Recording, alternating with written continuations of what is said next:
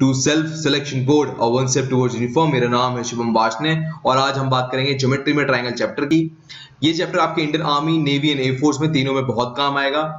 ये टॉपिक आपको CDS, NDA, एफकेट, आईनेट और टेरिटोरियल आर्मी में भी मदद करेगा। अब इसमें हम बात करें तो ज्योमेट्री चैप्टर हमने 4 भागों में डिवाइड किया है। पहले है बेसिक डेफिनेशन, फिर theorems, then application, then last में पास्ट ईयर क्वेश्चंस जिनसे हम आपको कोरिलेट कराएंगे। इससे पहले मैं बात करना चाहूंगा, अनअकैडमी एक अनअकैडमी प्लस कोर्स देता है जिसमें आपको unlimited access, structure live courses, MCQ और पास्ट ईयर क्वेश्चंस देता है। उसके साथ टॉप एजुकेटर्स देता है जिनसे आप किन से भी आप पढ़ सकते हैं। अगर आपको अवेल करना है तो आप मेरा नाम as a referral code Varshney use कर सकते हैं और आपको वहां पर 10% डिस्काउंट मिलेगा। अब चलें आगे चलते हैं। अब देखिए ट्राइंगल की बात करें तो ट्राइंगल होते हैं बहुत सारे टाइप के, पर इन सभी ट्राइंगल में एक कॉमन बात होती है कि उन सबकी 3 साइड होती हैं। आप देख पा रहे होंगे सबकी 3 साइड है, 3 एंगल होते हैं और इन तीनों एंगल का सम होता है 180 डिग्री। इन बातों का आपको ध्यान रखना है। यहां पर आपको एंगल ABC दिखा रखा है, यही है होता है 180 डिग्री इन तीनों का सम। अब इसमें आगे चलते हैं। ये शायद बात आपके लिए नहीं होगी। देखिए हर जो ट्राइंगल होता है उसका एक एक्सटीरियर एंगल होता है। आप देख पा रहे हो ऐसे, यहां पर मैं जहां पेन घुमा रहा हूं तो वहां पर इन सबका जो सम होता है वो होता है 360 डिग्री। अगर मैं angle A, angle B, angle C जो एक्सटीरियर एंगल के तौर पे यहाँ पर मेंशन किए गए हैं, इन सबको प्लस करूं तो इन सबका सम होगा 360 डिग्री। आगे चलते हैं। इसमें एक नई बात और है कि ट्राइंगल में एक एक्सटीरियर एंगल होता है, तो जो उस एक्सटीरियर एंगल के अपोजिट में साइड होती है उसके जो एडजेसेंट 2 एंगल होते हैं उन दोनों का सम होता है इसके इक्वल। तो मतलब 60 plus 70 degree is equals to 130 degree. क्या कह रहा हूं मैं, मतलब angle A plus angle B is equals to exterior में जो एंगल C है उसके बराबर होगा। आगे चलते हैं। अब देखिए ट्राइंगल्स 2 बेसिस में डिवाइड किए गए हैं। एक है एंगल, तो पहले हम एंगल की बात करते हैं। देखिए एंगल में 3 चीजें कही गई हैं कि एक एक्यूट एंगल ट्राइंगल होगा, एक राइट एंगल ट्राइंगल होगा और एक ऑब्ट्यूज एंगल ट्राइंगल होगा। एक्यूट एंगल ट्राइंगल कौन सा होता है, जिसमें सारे के सारे एंगल 90 डिग्री से कम होते हैं। राइट एंगल ट्राइंगल क्या होता है, जिसमें एक एंगल 90 डिग्री के इक्वल होगा ही होगा और उसको इस तरह से एल शेप में डिनोट किया जाता है। तीसरा obtuse angle triangle. Obtuse angle triangle कहता है कि एक एंगल पूरे ट्राइंगल में 90 डिग्री से बड़ा होगा, उसे हम कहते हैं ऑब्ट्यूज एंगल ट्राइंगल। अब जो दूसरा तरीका है ट्राइंगल को डिफाइन करने का वो है on the basis of side. अब देखिए अगर मान लो कोई भी साइड इक्वल नहीं है तो हम उसे कहते हैं स्केल एंड ट्राइंगल। अगर मान लो किसी ट्राइंगल की सिर्फ 2 साइड इक्वल है तो उसको हम कहते हैं आइसोसेलेस ट्राइंगल। इसमें एक खास बात और है, अगर 2 साइड इक्वल होती हैं तो उसके 2 एंगल भी इक्वल होते हैं। तीसरा इक्विलेटरल ट्राइंगल। इक्विलेटरल ट्राइंगल क्या कहता है कि तीनों साइड इक्वल होंगी और इन तीनों के एंगल भी इक्वल होंगे। तो ये आपको पूरी बात ध्यान रखनी है। अब देखिए बात करें, ये यहां से बहुत ही इंपॉर्टेंट होता जा रहा है पूरा चैप्टर। यह है सर्कम रेडियस। सर्कम रेडियस क्या होता है कि मान लो यहां पर एक ट्राइंगल है, राइट एंगल ट्राइंगल की बात करें फिलहाल हम, तो उसकी जो 3 वर्टिसेस हैं उससे एक सर्कल आपको पास हो रहा है, तो सर्कल की एक रेडियस होगी, तो उसको हम कहेंगे सर्कम रेडियस। अब उस सर्कम रेडियस को निकालने का तरीका क्या है, राइट एंगल ट्राइंगल में आपको याद होगा, मैंने अभी 2 मिनट पहले आपको बताया था कि जब आपको ये ऐसी शेप दिख रही हो तो इसका मतलब है राइट एंगल ट्राइंगल है। तो इसमें सर्कम रेडियस का निकालने का तरीका है C/2। यहां पर आपको C दिख रहा है ना, हाइपोटेन्यूस को C से डिनोट किया गया है, इसको अगर हम C/2 करते हैं तो हमें सर्कम रेडियस मिल जाएगी। अब जो अगली बात आती है वो आती है कि इन रेडियस क्या होती है। इन रेडियस मतलब कि एक ट्राइंगल है, राइट एंगल ट्राइंगल, अभी हम राइट एंगल ट्राइंगल की बात कर रहे हैं। इसमें जो आपको ये दिख रहा है राइट एंगल सिंबल है, यहां पर इसके राइट एंगल ट्राइंगल के अंदर एक सर्कल जा रहा है। अब ये जो सर्कल जा रहा है इसकी रेडियस निकालनी, कैसे निकालें, तो इसका तरीका है, मैं स्क्रीन आपके लिए साफ कर दे रहा हूं। यहां पर आपको मेंशन दिख रहा होगा A, B एंड C। अब इसका तरीका है कि A plus B minus C कर दो तो हमें रेडियस मिल जाएगी, जो सर्कल ट्राइंगल के अंदर है उसकी हमें रेडियस मिल जाएगी। अब जरा आगे चलते हैं। अब जरा आपको ये बात समझनी पड़ेगी कि पाइथागोरम ट्रिपलेट हमें यूज करना है। अब देखिए ये सारे ट्राइंगल्स हैं, आपको दिख रहे होंगे ऐसे 3, 4, 5, 12, 13, 5, 15, 17, 8। ये मैंने जानबूझ के लिखे हैं। रीजन क्या है, इन सबको आपको याद करना होगा, क्योंकि ये जो मैंने आपको बताया है ना कि इन रेडियस निकालो या सर्कम रेडियस निकालो, तो आपको कोई लिख के नहीं देगा या ऐसा सिंबल बना के नहीं देगा कि यहाँ पर राइट एंगल ट्राइंगल है। जब आपको ये ऐसे कोऑर्डिनेट्स बोलेगा 3, 4, 5, 5, 12, 13, 8, 5, 17 या 7, 2, 7, 24, 25, तो आपको समझ जाना है कि ये राइट एंगल ट्राइंगल की बात कर रहा है। अब देखो जैसे यहाँ पर बात करूं 13 की बात हो रही है, तो 13 यहाँ पर बड़ा नंबर है और ये हाइपोटेन्यूस है, तो जो भी यहाँ पर बड़े नंबर होंगे वो सब आपको ऑटोमेटिकली कंसिडर कर देने हैं कि वो हाइपोटेन्यूस होंगे। देखिए यहाँ पर 17 है, यहाँ पर भी 17 है, यहाँ 25 है, यहाँ पर भी 25 है। अब चलिए आगे चलते हैं।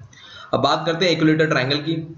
इक्विलेटरल ट्राइंगल का जो एरिया निकालने का फॉर्मूला होता है वो होता है 1/√3/4 जो a होता है वो होती है साइड इसकी।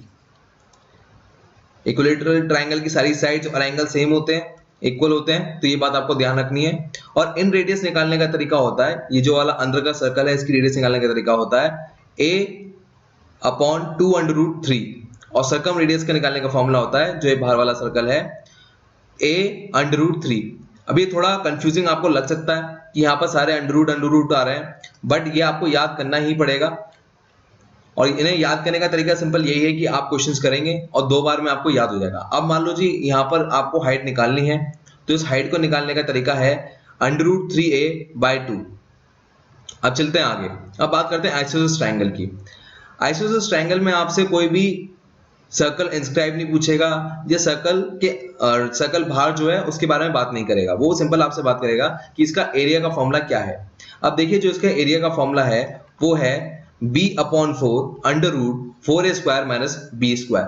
3 बातें हमने की अभी तक। एक हुई राइट एंगल ट्राइंगल की, राइट एंगल ट्राइंगल में हमने बात की थी इंस्क्राइब की और सर्कमस्क्राइब ट्राइंगल सर्कल की, और यहाँ पर पाइथागोरम ट्रिपलेट की बात की जो आपको याद करना है। उसके बाद इक्विलेटरल ट्राइंगल की बात की जिसमें एरिया, इन रेडियस, सर्कम रेडियस और ऑल्टीट्यूड की बात की, और आइसोसेलेस ट्राइंगल की बात की जिसमें हमने सिर्फ एरिया की बात की। आइसोसेलेस ट्राइंगल की एक खास बात ये है कि ये दोनों साइड इक्वल होती हैं और इसमें ये वाला एंगल और ये वाला एंगल इक्वल होगा, ये हमने बात कर ली है। अब आगे चलते हैं। अब है स्केलर ट्राइंगल। स्केलर ट्राइंगल में आपको बताया था तीनों साइड अनइक्वल है। अब इन तीनों साइड का एरिया निकालना है, मतलब इस पूरे ट्राइंगल का एरिया निकालना है, तो सबसे पहले आपको एक चीज समझनी पड़ेगी, एस को निकालने का तरीका होता है a+b+c/2। अब ये है a+b+c साइड, इनको निकालोगे तो एक s नाम की वैल्यू निकलेगी, फिर s को इस वाले फॉर्मूले में डाल देना है जो कि है एरिया √s(s-a) मल्टीप्लिकेशन में, सब प्रोडक्ट में, और इसका आपका तरीका का आंसर निकल आएगा। अब इसका एक और तरीका है निकालने का, वो बहुत सिंपल है, बट इसमें आपको किसी तरह से ये वाला एल्टीट्यूड निकालना पड़ेगा, मतलब हाइट निकालनी पड़ेगी। अगर आपका हाइट निकल जाता है तो आप यूज कर सकते हो हाफ बेस इनटू हाइट, और यही फॉर्मूला आप यूज कर सकते हैं राइट एंगल ट्राइंगल में। राइट एंगल ट्राइंगल में आपके पास ऑलरेडी 90 डिग्री होता है जो आपकी हाइट निकल जाती है, तो ये जो आपकी हाइट होगी इसका आप इस्तेमाल करें और इस फॉर्मूले में डालें तो आपका 90 डिग्री ट्राइंगल वाला जो होता है राइट एंगल ट्राइंगल, उसका भी एरिया निकल आएगा। उसके बाद आगे चलते हैं स्केलर ट्राइंगल के अंदर। उसमें इन रेडियस और सर्कम रेडियस निकालने का तरीका क्या है। इन रेडियस ये वाला सर्कल है, तो इसके लिए अगर रेडियस निकालेंगे तो है 2 × area upon sum of all sides. अगर ये ए बी सी है तो यहाँ पर सम ऑफ ऑल साइड आ जाएगा और इस ट्राइंगल का एरिया निकाल देंगे जो हमने पिछले वाले पेज में पढ़ा था। ठीक है, अब आता है circum radius. Product of all sides मतलब a × b × c और 4 × एरिया, तो आपका मिल जाएगा सर्कम रेडियस। अब आगे चलते हैं। अगली बात है सेंट्रोइड। अब सेंट्रोइड क्या होता है। सेंट्रोइड के बारे में बात करें तो सेंट्रोइड बनता है मीडियन के थ्रू। अब मीडियन आपके लिए सवाल हो गया यार, मीडियन क्या होता है। मीडियन एक लाइन होती है जो ट्राइंगल की किसी साइड को 2 हिस्सों में डिवाइड करती है इक्वली। ये खास बात है, यहाँ पर आपको साइन दिख रहे होंगे ना, 2-2 मार्क लग रहे हैं या 3-3 मार्क लग रहे हैं, उसका मतलब ये कि जहां 1 मार्क लग रहा है तो वो दोनों इक्वल हैं, जहां 2-2 मार्क लग रहा है तो वो दोनों इक्वल हैं। अब इसमें अगर बात करें तो ये जो मीडियन होती है ये अपोजिट साइड की वर्टेक्स से शुरू होती है और दूसरी साइड की मिड पॉइंट से जाकर टच हो जाती है।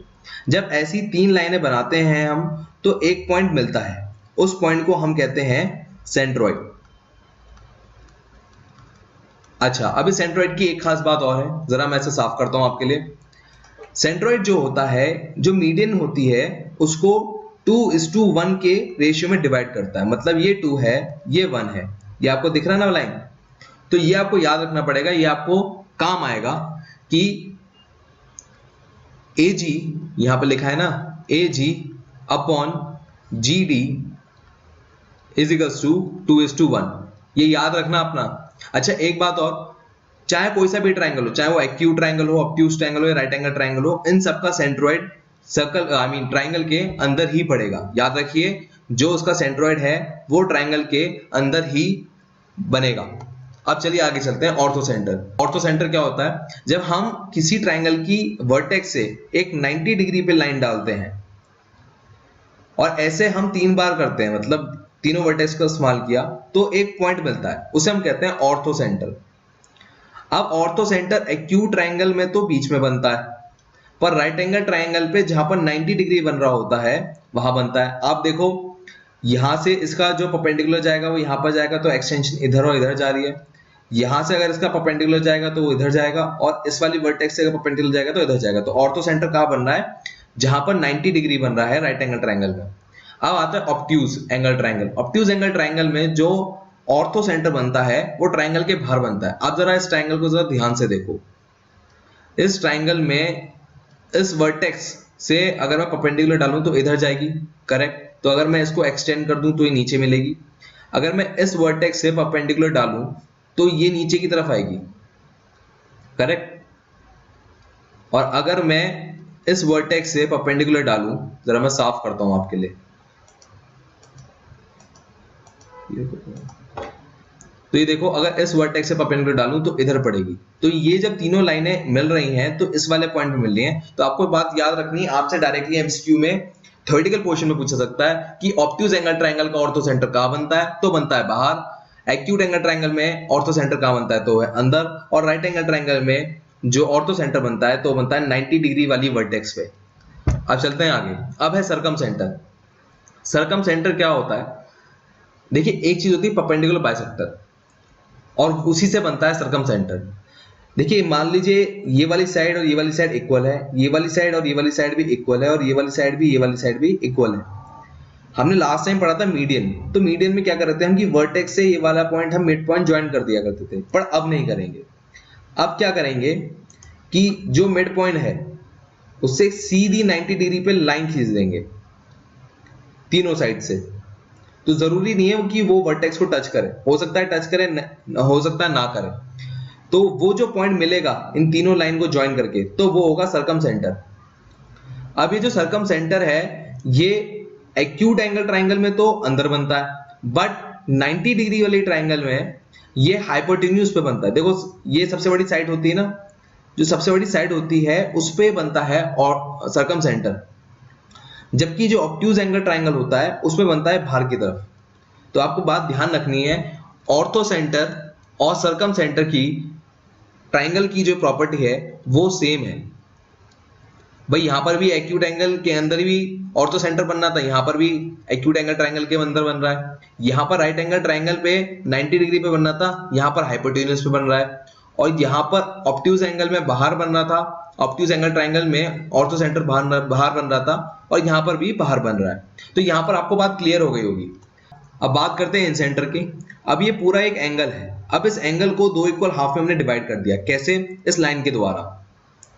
और ये जो लाइन है इसकी अपोजिट वाली साइड पे जाके कहीं मीट कर रही है, नॉट नेसेसरी मिड पॉइंट। अब ऐसे हमने 3 लाइनें बना दी। तो जब हम ये 3 लाइनें बनाएंगे तो एक पॉइंट मिलेगा, उसे हम कहेंगे इन सेंटर। और ये जो पूरा इन सेंटर होता है ये तीनों ही ट्राइंगल में, मतलब चाहे वो एक्यूट एंगल ट्राइंगल हो, चाहे ऑब्ट्यूज एंगल ट्राइंगल हो, चाहे राइट एंगल ट्राइंगल हो, तीनों के अंदर ही बनता है, बाहर कहीं नहीं बनेगा। अब चलो आगे चलते हैं। अब हम इस चीज को समराइज करते हैं आपके लिए। अभी तक अगर आप थक गए हो तो मैं कहूंगा पॉज लो, पानी पी के आओ, और उसके बाद ये समराइज पूरा सुनो, क्योंकि यहाँ पर आपको पूरी क्लैरिटी आ जाएगी मैंने क्या क्या बोला है, कोई कंफ्यूजन नहीं रहेगा। चलिए शुरू करते हैं। अब देखिए मान लीजिए परपेंडिकुलर बाइसेक्टर से क्या बनता है? सर्कम सेंटर बनता है। सर्कम सेंटर में क्या खास बात है कि सर्कम सेंटर से इक्वी डिस्टेंस पे हर वर्टेक्स की, ये मैं आपको नई बात बता रहा हूं, वहां पर नहीं बताई थी, समराइज करने के वक्त बता रहा हूं मैं आपको, कि ये जो पॉइंट है और ये जो पॉइंट है और ये जो पॉइंट है ये सब इक्वल डिस्टेंस पे होंगे, ये। अब बात करते हैं एंगल बाइसेक्टर की, जो इन सेंटर बनाता है। आपको याद होगा 2 मिनट पहले मैंने आपको पढ़ाया था। इसमें क्या होगा कि ये जो डिस्टेंस है यहां से लेके यहां तक, यहां से लेके यहां तक, यहां से लेके यहां तक, ये तीनों इक्वल रहेंगी। यहां पर हम उल्टा कह रहे थे, यहां पर वर्टेक्स था, याद रखना आप बात। सर्कम सेंटर, इन सेंटर। अब आते हैं मीडियन वाली बात पे, वो है सेंट्रोइड। देखो इसमें हमने बात बोली थी 2:1 में डिवाइड होता है, सेम बात है यहां पर भी। यही बात मैं रिपीट कर रहा हूँ यहाँ पर। ऑर्थो सेंटर में कोई नई बात नहीं है, जो मैंने पहले आपको बात बताई थी वही है। एक बार दोबारा सुन लीजिए, सर्कम सेंटर में ये लाइन ये लाइन इक्वल होती है, इन सेंटर में जो ये वाली अंदर वाली लाइन है ये तीनों इक्वल होती हैं। सेंट्रोइड में 2:1 में होता है, और ऑर्थो सेंटर की पुरानी कहानी है जो मैंने आपको बताई थी कि यहाँ पर बस एक पॉइंट बनता है। चलिए आगे चलते हैं। अब है हमारा पहला क्वेश्चन। पहला क्वेश्चन आपको याद आ गया हो, इसे देखिए 24725। ये 24725 से आपको समझ गया होगा कि ये जो बता रहा है, ये बता रहा है हमें पाइथागोरम ट्रिपलेट। अब इससे एक फटाफट एक ट्राइंगल बनता है, राइट एंगल ट्राइंगल। ये राइट एंगल ट्राइंगल की जो सबसे बड़ा नंबर है वो यहाँ पर आ जाएगा 25, 24 और 7। ये दोनों नंबर आप कहीं भी लिख सकते हैं। अब इसमें क्या खास बात है कि हमें ये पूछ रहा है कि आप हमें ये बताओ कि इसमें जो इन रेडियस है वो कितनी होगी। हमें अगर इन रेडियस फाइंड करनी है तो हमारा फॉर्मूला है a + b - c / 2। तो हमें इन रेडियस मिल जाएगी। तो यहाँ पर अगर मैं फॉर्मूले में लगाऊं 24 + 7 - 25, तो ये जो हमें मिलेगा वो हमें मिलेगा 3। आंसर चेक कर लेना, मेरी मैथ्स बहुत खराब है, शायद 3 ना मिले आपको। अगला क्वेश्चन है क्वेश्चन नंबर 3। उसमें लिखा है the area of a circle inscribed in an equilateral triangle is 48 pi, then find the parameter of the triangle. अब ये कह रहा है कि इक्विलेटरल ट्रायंगल है, उसके अंदर एक सर्कल इंस्क्राइब्ड है, ठीक। अब वो जो सर्कल इंस्क्राइब्ड है इसके अंदर, उसका हमें एरिया दे रखा है जो कि है 48 पाई।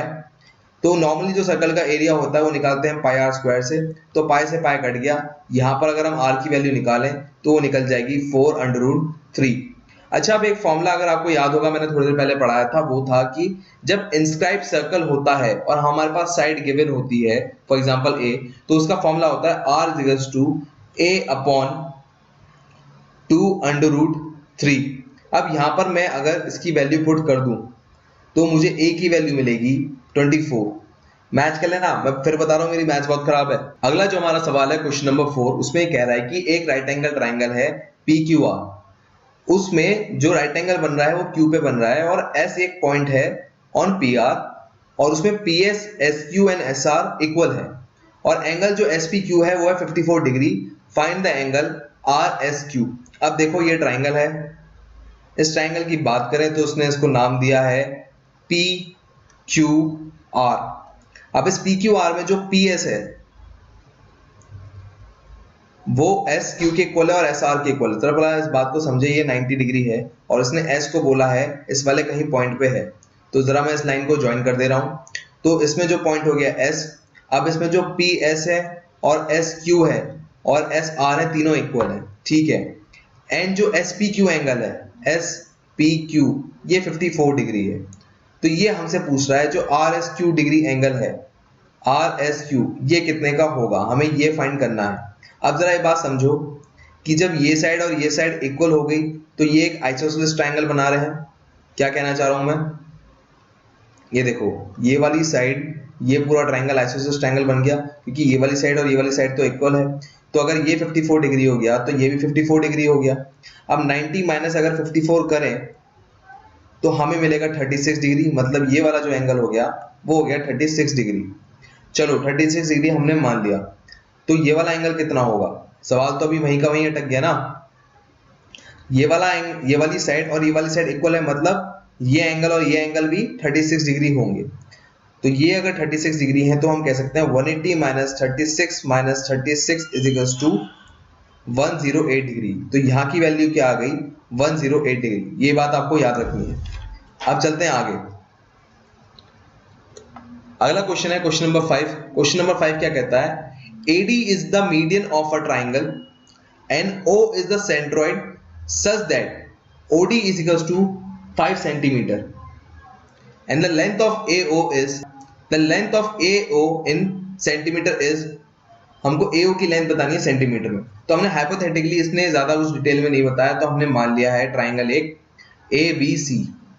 ABC हमने ट्राइंगल मान लिया। अब इस ट्राइंगल में क्या कह रहा है कि AD is the median of a triangle. अगर AD एक मीडियन बन रही है तो अपोजिट वाली साइड पे बनेगी। चलो मान लिया, यहाँ पर बन गई। तो ये वाली साइड और ये वाली साइड इक्वल हो गई, क्योंकि मीडियन जो होती है अपोजिट साइड को इक्वल हाफ में डिवाइड कर देती है। And O is the centroid, मतलब यहाँ से भी एक मीडियन जा रही है और यहाँ से भी एक मीडियन जा रही है। तभी एक सेंट्रोइड बनेगी। ओ की मिल गई हमको। Such that OD is 5 centimetre, तो यहां से लेके, पेन चेंज करता हूं अपना, यहां पर, यहां से लेके यहां तक हुई 5 सेंटीमीटर। ठीक है, तो पूछ रहा है लेंथ ऑफ एओ कितना होगा। तो हमें ये बात पता थी कि एओ अपॉन ओडी होता है 2:1। तो अगर मैं एओ लिख दूं, एओ की जगह एओ लिखूं और ओडी की लिख दूं 5, तो 2:1 लिखूं, तो एओ की वैल्यू कितनी आ गई 10। यही आपका आंसर है। अब चलते हैं अपने अगले सवाल पे, क्वेश्चन नंबर 6। क्वेश्चन नंबर 6 क्या कहता है, if the radius of an equilateral triangle be 5 centimetre then the measure of the circumradius is. इससे सीधे सीधे बात बोलिए कि एक इक्विलेटरल ट्राइंगल है, ठीक है, मान लिया उसके अंदर एक सर्कल इंस्क्राइब्ड हो रखा है, ठीक, उसकी जो रेडियस है वो है 5 सेंटीमीटर मान लिया। तो हमें बताना है जो सर्कम रेडियस है, ऐसे करके इसकी रेडियस कितनी होगी। ठीक है, तो बताना कोई मुश्किल काम नहीं है। तो हमें तो ये बात पता है कि अगर इक्विलेटरल ट्राइंगल से हम इंस्क्राइब्ड सर्कल की रेडियस निकालें तो वो होती है a/2/√3, और अगर हम सर्कमस्क्राइब की अगर रेडियस निकालना चाहें तो वो फॉर्मूला होता है a√3। ठीक है, कोई दिक्कत नहीं है। अब हमें एक बात पता है कि हमें जो इन रेडियस है उसकी वैल्यू पता है, तो मैं क्या कर सकता हूं, a/2√3 a/√3 कर सकता हूं, और इसको कर सकता हूं मैं इक्वल 5:1 के, 5:x कर देते हैं ऐसे, क्योंकि हमें सर्कमस्क्राइब निकालना है यहाँ पर। तो यहाँ पर a से a कट गया, √3 से √3 कट गया, तो ये बच गया 1/2 = 5/x। तो x की वैल्यू क्या आ गई 10। चेक कर लेना, मेरी मैथ्स बहुत खराब है। आगे चलते हैं। अब इसमें बात करेंगे सिमिलर ट्राइंगल्स की। सिमिलर ट्राइंगल्स में आपको दो ट्राइंगल दिख रहे होंगे, दोनों डिफरेंट साइज के हैं। अब इनको दोनों को सिमिलर प्रूफ करना है, इक्वल नहीं सिमिलर, मतलब कि एक जैसे हैं। हमें देखने से कोई फर्क नहीं पड़ता, हमें प्रूफ करना पड़ेगा। तो प्रूफ करने का क्या तरीका है कि अगर AB/DE का जो रेशियो है वो अगर AC/DF के बराबर आ जाए, या BC या EF के रेशियो के बराबर आ जाए, ऐसा कुछ हो जाए, तो ये ट्राइंगल सिमिलर हो जाएंगे। अच्छा ठीक है, अब इसमें एक बात और है, मान लो एरिया दे रखा हो सिमिलर ट्राइंगल का, तो हम साइड्स का रेशियो निकाल सकते हैं, या साइड्स का रेशियो दे रखा हो तो हम एरिया का रेशियो निकाल सकते हैं। कैसे, जरा यहां पर जरा ध्यान दो मैं क्या कह रहा हूं। अगर मान लो इनका जो रेशियो है वो x/y है, और इस x/y का स्क्वायर कर दूं मैं, तो ये हमें एरिया का रेशियो मिल जाएगा। इन दो बातों का ध्यान रखना है, साइड्स का रेशियो, एरिया का रेशियो। अब चलते हैं आगे। इसमें एक बात और है, मान लो कोई लाइन है DE, फर्क नहीं पड़ता DE कहां पर, यहां पर भी हो सकती है, यहां पर भी हो सकती है, यहां पर भी हो सकती है, पर वो पैरेलल हुई इसके, तो दोनों ट्राइंगल ऑटोमेटिकली सिमिलर हो जाएंगे। मतलब ट्राइंगल ADE सिमिलर हो जाएगा ट्राइंगल ABC के। ये बात आपको जहन में उतारनी है। तो AD/AB हो जाएगा AE/AC के इक्वल, एंड DE/BC, तो ये तीनों की तीनों सिमिलर हो जाएंगे। मतलब ये अपने आप ही प्रूफ हो जाती है अगर DE is parallel to BC। ये बात आपको ध्यान रखनी है, ये एग्जाम में डायरेक्टली बोला जाएगा। तो ये लाइन कैप्चर करते ही आपके दिमाग में आ जाना चाहिए कि दोनों ट्राइंगल सिमिलर हैं। आगे चलते हैं। पहला सवाल, in triangle ABC where DE is parallel to BC, देखो यहां पर वही लाइन बोल दी जो मैंने पहले वाले में समझाई थी, DE is parallel to BC, okay, then AD is equals to 4 cm and DB is equals to 6 cm. If BC is equals to 6 cm then find DE। तो ट्राइंगल ABC मैंने बना दिया ABC। अब उसने कहा कि D is parallel to BC, उसने जगह नहीं बताई कहां पैरेलल है, बट उसने बता दिया बस DE है। ठीक है, तो वो पैरेलल ऐसे ही हो सकता है।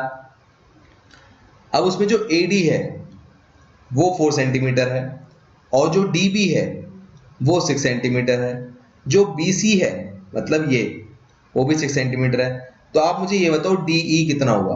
तो मैंने क्या बताया था, AD/AB is equals to DE/BC। जरा चेक कर लो पीछे वाले फॉर्मूले से, देखो AD/AB DE अपॉन BC। यहाँ पर ये हो गई बात। अब इसमें अगर आप वैल्यू पुट करोगे जो कि है 4/10 इज इक्वल टू डी हमें निकालना है, BC की वैल्यू हो गई 6। तो इसको अगर आप जब सॉल्व करोगे तो आपको DE की वैल्यू पता लग जाएगी। अब चलते हैं आगे। क्वेश्चन नंबर 9 में कहा गया है कि एक ट्राइंगल है ABC, उसमें AD और DB इक्वल है और DE is parallel to BC। फिर से वही बात कह रहा है। And the area of triangle is ABC is 40। What is the area of triangle ADE? Okay, तो आप कह रहे हो एक ट्राइंगल है ऐसे, उसमें हो गया ये A, ये B, ये C, तो यहां पर ये जो लाइन हमने खींच दी ये हो गई DE। तो आप ये कह रहे हो ये और ये पैरेलल है, ठीक है। आपने बोल दिया AD और DB इक्वल है, मान लिया हमने। और इसने कहा कि ट्राइंगल ABC मतलब ये पूरा ट्राइंगल जो है वो पूरा का पूरा 40 का है, ठीक है। मैंने मान लिया आपकी बात। तो हमें बताओ कि ट्राइंगल ADE की वैल्यू कितनी होगी एरिया में। Okay, no problem. तो मैं सीधे सीधे लिखता हूं कि triangle ADE upon triangle ABC और इक्वल में लिखता हूं यहां पर 1/2। 2 क्यों लिखा मैंने यहां पर, जरा यहां पर ध्यान से देखिए, मैं यहां पर आपको थोड़े लिए क्लियर करता हूं। इसने क्या बोला था कि यहां पर जो AD है और जो BD है वो इक्वल है। तो अगर मैं AD अपॉन BD को रेशियो निकालूं तो 1:1 का निकलेगा, क्योंकि इक्वल है, कुछ भी होगा। मान लो 2/2 है तो मैं इसे काटूंगा तो 1 निकलेगा, 3/3 है तो उसे काटूंगा तो 1 निकलेगा। तो मैं अगर 1 + 1 करता हूं, ये 1 और ये 1, तो मिलके बन गया 2। तो मैंने यहां पर लिख दिया 2। तो यहां पर हो गया रेशियो 1:2 का, ठीक है। अब इस बात को अगर हमें समझना है तो हमें इसे स्क्वायर करना पड़ेगा। यहां पर आपने देखा था, मैंने आपको यहां फॉर्मूला लिख के दिखाया था, स्क्रीन आपके लिए क्लियर करता हूं मैं। ये देखो, ये जो फॉर्मूला था कि इन साइड का जो रेशियो है उसका स्क्वायर कर दो तो एरिया के बराबर आ जाएगा। अब यही चीज अगर आप यहां पुट कर दो, मैंने आपको पूरी कहानी बता दी है। ट्राइंगल ADE तो वहीं का वहीं रह गया, उसकी जगह 40 आ गया, यहाँ 1/4 आ गया। अब यहां से आपकी ADE की वैल्यू निकल जाएगी बहुत प्यार से। तो कमेंट सेक्शन में बताइए कि क्वेश्चन नंबर 9 में ADE की वैल्यू क्या है। अगला सवाल, अगले सवाल से पहले एक कंसेप्ट, वो ये कह रहा है कि अब आपको बोल नहीं रहा है कि D is parallel to BC, वो ये कह रहा है कि DE is a midpoint of AB। D जो पॉइंट है वो मिड पॉइंट है AB का, और यहां पर जो E मिड पॉइंट है वो AC का। यह आप बात देख पा रहे हैं ना यहां पे। तो ऑटोमेटिकली DE पैरेलल हो जाएगा BC के, और ट्राइंगल ADE सिमिलर हो जाएगा ABC के, और वही रेशियो वाली बात सारी सेम रहेगी। तो मिड पॉइंट आ गया बस, और कोई फर्क नहीं है। आगे चलते हैं। क्वेश्चन है क्वेश्चन नंबर 10, वो कहता है कि ट्राइंगल ABC है एक, ठीक है। ट्राइंगल ABC है, हमने मान लिया ABC। इसका मिड पॉइंट है AB, उसे हमने कहा है D, और जो AC का है उसे हमने कहा है E। ये देखो यहां पर कहा है बात। तो जो लेंथ ऑफ AE है वो है 6, AE है 6। Then find the length of AC। तो कह रहा है कि पूरी AC की लेंथ आप फाइंड करो। अब जब आप इसे फाइंड करोगे तो आपको जो एक बात ध्यान रखनी है इसमें कि वो ये है कि जो DE और BC होते हैं ये ऑटोमेटिकली 1:2 के रेशियो में होते हैं। तो जब हमें ये बात पता लग गई तो मैं ये बात सीधे सीधे कह सकता हूं कि DE upon BC is equals to AE upon AC। तो ये हमें DE पता है 1:2, यहां पर हमें 6 पता है, यहां पर AC पता है, तो हम यहां से AC की वैल्यू निकाल लेंगे। यही होगा पूरी कहानी। अब आंसर कमेंट में हमें आंसर लिखें आप कि इसका यहां पर आंसर क्या होगा AC की वैल्यू। चलिए आगे चलते हैं। अगला क्वेश्चन है क्वेश्चन नंबर 11, वो कहता है कि ट्राइंगल ABC और ट्राइंगल DEF है, वो दोनों के दोनों सिमिलर हैं, ठीक है। And their area are respectively 64 centimetre and 121 centimetre square, ठीक।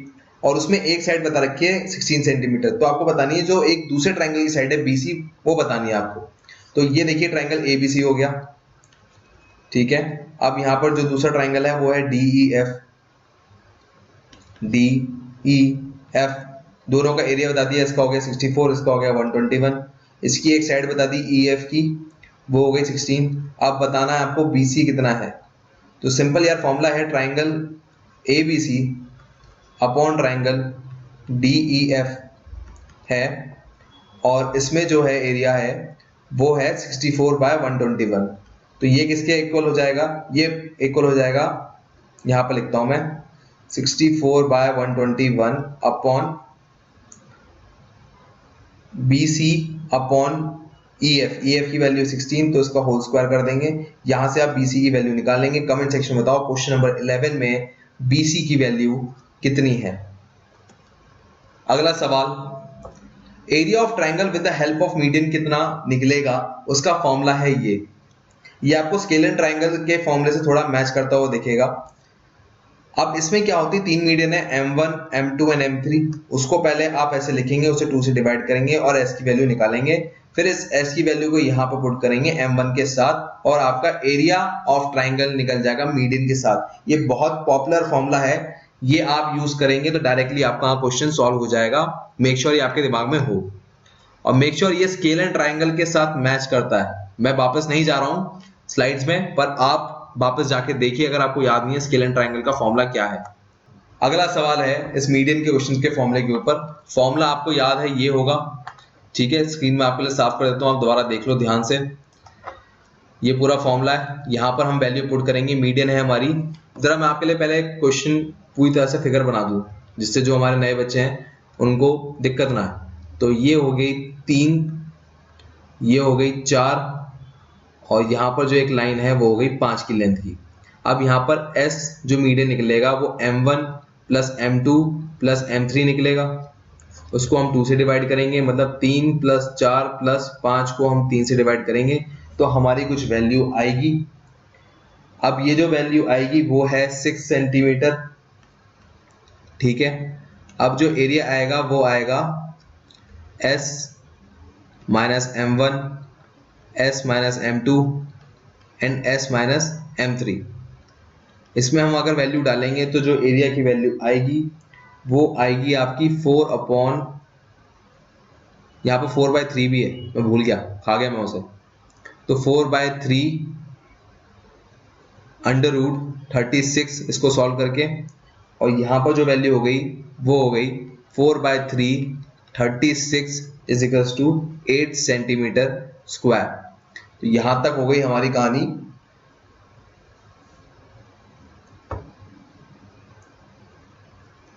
यहाँ 3 गलती से लिख गया है।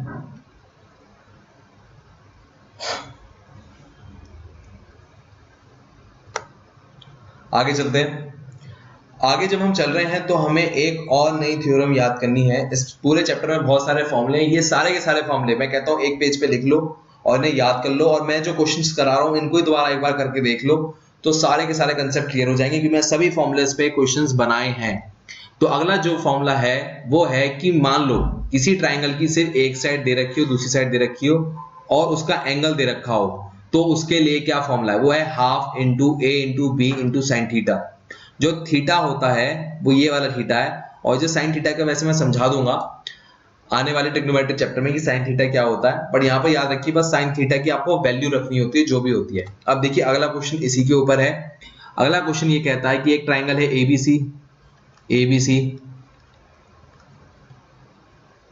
अब इस ABC में जो AB है वो 4 है, जो BC है वो 7 है, तो और जो एंगल है एंगल B वो है 60 डिग्री। तो यहाँ पर फॉर्मूला निकलेगा एरिया का, मैं थोड़ा साफ साफ लिखने की कोशिश करता हूँ, बहुत ही गंदी हैंड राइटिंग मेरी। Half into 4 into 7 into sine 60 degree. तो जिसको साइन 60 डिग्री की वैल्यू पता है वो खट से बता देगा, सर जी ये जो साइन 60 डिग्री की वैल्यू है वो होती है, मैं ही भूल गया, मुझे आंसर डायरेक्ट याद है, तो उसका डायरेक्ट आंसर है 7√3। तो आप देख लेना साइन 60 की वैल्यू कितनी होती है। अगली और आखिरी जो थ्योरम है वो है, नहीं आखिरी नहीं, सेकंड लास्ट थ्योरम है, ये है अपोलोनियस थ्योरम। अपोलोनियस थ्योरम क्या कहती है, ये बहुत ही इंपॉर्टेंट थ्योरम है और ये आपके क्वेश्चंस के बीच में लगेगी ही लगेगी कहीं ना कहीं, और काफी चांसेस एग्जाम में आया है। वो ये कहती है कि एक मीडियन है AD जो A से चलती है और जो उसकी अपोजिट साइड है वहां पर जाके गिरती है, तो वो इस साइड को दो हिस्सों में डिवाइड करती है, BD एंड DC। क्लियर, मान गए आपकी बात। तो एक फॉर्मूला जनरेट होता है यहां से, वो होता है AB स्क्वायर, मतलब ये वाली साइड प्लस AC स्क्वायर ये वाली side is equals to 2 into AD का स्क्वायर प्लस BD का स्क्वायर। दोबारा समझाता हूं, बहुत ही गंदा हो गया पूरा पेज। क्या कहा मैंने? AB square, AC square, AD square plus BD square. BD मान लो या CD मान लो, जो तुम्हारी मर्जी है। तो ये पूरा है, इस बात को आपको याद रखना है। अब इस पे क्वेश्चन हम करते हैं। एक ट्राइंगल है ABC, ट्राइंगल ABC, उसकी AB एक 4 सेंटीमीटर है, AC 6 सेंटीमीटर है और BC 8 सेंटीमीटर है। अब उसकी मीडियन की लेंथ बतानी है, मतलब ये लेंथ आपको बतानी है। फॉर्मूला क्या था? फॉर्मूला ये था AB plus AC is equals to 2 AD square, यहां पर D हो गया right, AD square plus BD square. अब मैं जब इसमें वैल्यू पुट करूंगा, AB की वैल्यू हो गई 4, AC की हो गई 6, 2 हमारे पास है ही, AD हमको पता नहीं है, BD की वैल्यू कितनी हो गई? BD की वैल्यू हो गई हाफ BD है 4 स्क्वायर। तो जब यहां से हम वैल्यू निकालेंगे तो हमें AD स्क्वायर जो मिलेगा वो मिलेगा √10। क्रॉस चेक कर लेना इतना ही आ रहा है कि नहीं आ रहा। मेरे हिसाब से AD √10 मिलेगा आपको। तो यहां तक अगर आप पहुंच जाएं तो आप सही पहुंच गए हैं और इस फॉर्मूले को आप याद रखें। चलिए आगे चलते हैं। लास्ट थ्योरम और ज्योमेट्री ट्राइंगल चैप्टर यहां पर एंड, वो है angle bisector theorem. Angle bisector theorem क्या है? एंगल बाइसेक्टर तो आपको पता ही, मैंने क्या कहा था कि एक पूरा एंगल है, कोई लाइन इसको दो हाफ में डिवाइड करिए इक्वली, तो वो हो गई एंगल बाइसेक्टर। तो वो जब इस लाइन को टच करती है तो वो पूरी अपोजिट वाली साइड को दो भाग में डिवाइड करती है। तो जो दो भाग में डिवाइड कर रही है तो उसको हमने दिया है एक्स और वाई। तो ये कह रहा है कि जो ट्राइंगल की बाकी दो साइड होती है ए और बी, वो इस एक्स वाई के रेशियो के इक्वल होती है। बस ये हो गई कहानी खत्म। अब एक बात समझ लो, यूपीएससी अपना क्वेश्चन रिपीट नहीं करता, वो अपना कंसेप्ट रिपीट करता है। तो आपके पास सिर्फ एक ही तरीका है कि आपको प्रैक्टिस करनी है और कंसेप्ट बहुत मजबूत करने होंगे। मैथ्स के लिए मैं ये नहीं कहूंगा दूसरे एग्जाम्स के पेपर सॉल्व करो, मैथ्स के पुराने ही पेपर बहुत काफी हैं। ये दो बुक मैंने ढूंढ के निकाली हैं, इसमें दोनों ही बुक में 12 साल के पेपर हैं और ये 2007 से 2018 तक के हैं। आपको अगर उम्मीद होगी 2019 तक की, तो अभी पेपर में ऐसी कोई बुक मुझे मिली नहीं है जो 2019 तक के पास्ट ईयर पेपर सॉल्व करके आपको दे। इन दोनों बुक में खास बात यह है कि जो पहली वाली किताब है इसमें टॉपिक वाइज सॉल्व क्वेश्चंस हो रखे हैं और पूरी तरह से समझाया है, जबकि इस वाली बुक में कहीं ना कहीं थोड़े कम तरह से सॉल्व है।